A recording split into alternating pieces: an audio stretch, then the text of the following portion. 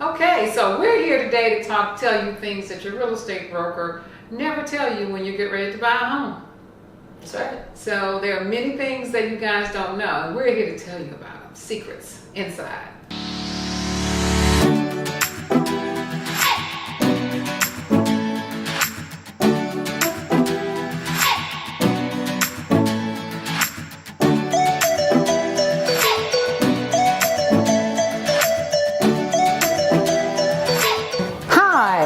We are the Team Titan Group, powered by RE/MAX 10. My name is Andretta Robinson. And I'm Vanessa Matthews. And I'm Akila Harvey. This is the fun part. So now you found the house that you want, and we are you're ready to make an offer on the home. So what do you do?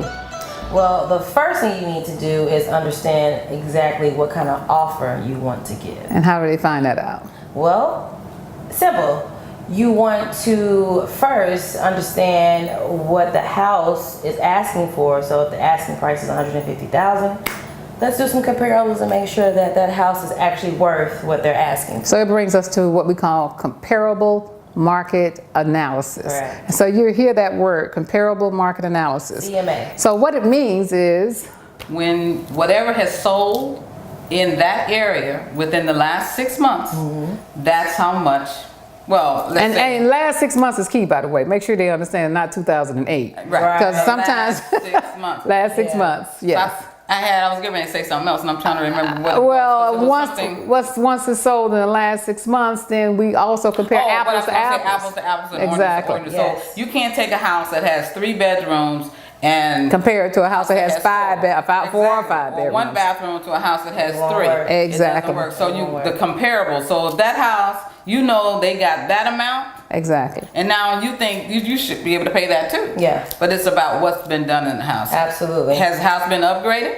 Absolutely. That's the things Yeah. we look at. And let's talk about upgrades, because what's most important most of the time in the houses are bathrooms and the Kitchen. kitchen. So if you got an upgraded kitchen or an upgraded bathroom, it's gonna make your price of the home go up. If the house doesn't have upgrades, then we'll compare it to a house that has the same amount of non-upgrades or something like that. Correct. You know, so And it does balance. It does Because balance. if it's higher, say the house hasn't had any upgrades, you might be able to get it for a little less. Yeah. Because they haven't done anything. Right. But that brings me to another point. Square feet is important. That's true. A lot of times people don't understand that you can't compare a 900 square foot house to a 1,500 square foot Yeah, I house. know. You can't compare a 1,500 square foot house to a 2,000 square feet. Yeah. And how much land the house is sitting on. All of those things play a role in how much the house is actually worth. So now that we know, we've decided on a price, and we know now what we're going to offer, you and your agent have talked it over. You come to us, we've talked it over, right? So the next thing we want to do is we want to put that in writing. So we put it in writing. What do we do when we put it in writing? We put it on a contract. In real estate, if it's not in writing, Doesn't matter. doesn't matter. It has to be in writing. Yes. You know, so Submit the offer. yes. Now, in this market right now, there can be multiple offers. All the on one time. house. All the time. All the time. Right now, it's a seller's market. And so, with that being said, the inventory is a little low. So, you can come with an offer, but Sally down the street or Jim down the block can also come with an offer as well. Which is why you want to make sure that everything that we just said is taken into account when you make your offer, because you want your offer to stand out. Like we said in the last video, lowballing is never the way to go. And let's talk about lowballing for a quick moment, because a lot of buyers come in and they say, well, the house is $150,000, but you know what? I think I want to offer 120, 110. And I ask a lot of times, where did you get that number from? Oh, we just pulled it out of the sky. Okay, the sky is falling.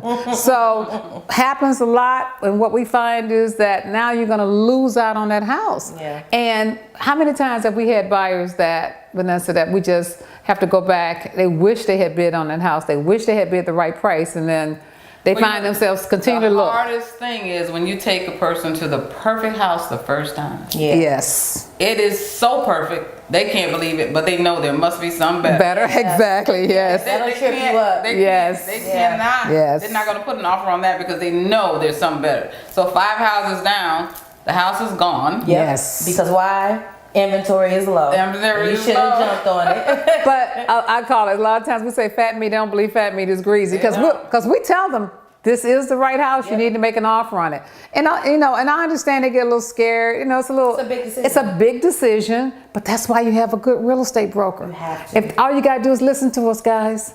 Listen to us, and we'll tell you, because we know what's happening in the market. Yeah, it's our job to know. It's our job. Yeah, you don't want to sleep too long and I want to sleep on it. I get that a lot.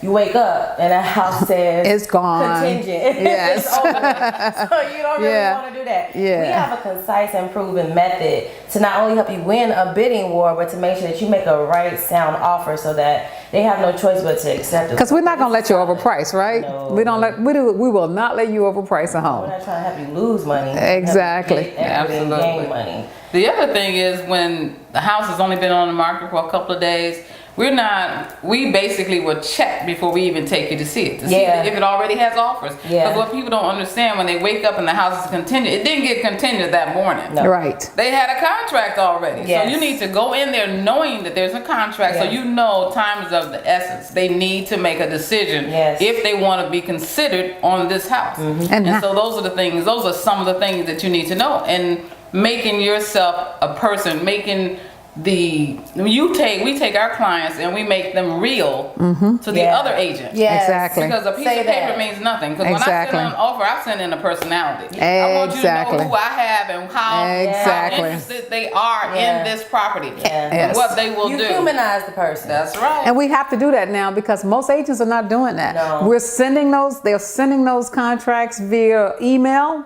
They say nothing. They send the pre-approval, they say nothing. Right. They don't know who, and the sellers really like to know who's buying their homes Yeah, a lot of times. they do. Yeah, Okay, so we humanize it and we make it real. Yep. So Team Titan, yes. So stay tuned for the next video when we will talk about some more tips and tricks that you need to know that your real estate agent may or may not tell you. All or you right. need to ask. That too.